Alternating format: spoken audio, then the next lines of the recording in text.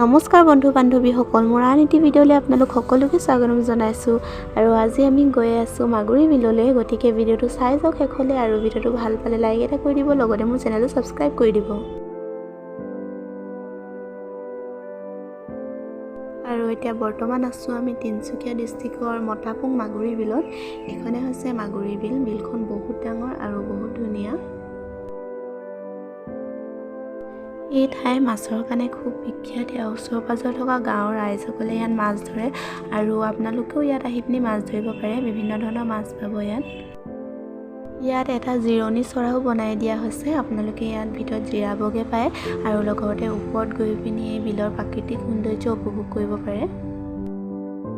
আৰু আমি এতিয়া ইয়াৰ ওপৰলৈ যাওঁ, আৰু আপোনালোকক ওপৰৰ পৰা দেখাম বিলখন দেখিবলৈ কেনেকুৱা লাগে। গতিকে চাই থাকক।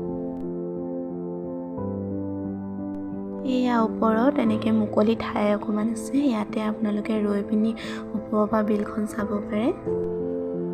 এয়া চাওকচোন, ওপৰৰ পৰা বিলখন দেখিবলৈ কিমান ধুনীয়া লাগিছে, আৰু ডুবু ডুবু বেলিটোৱে বিলখন আৰু ধুনীয়া কৰি তুলিছে। আবেলি সময়ত খুব ধুনীয়া দেখি বিলখন।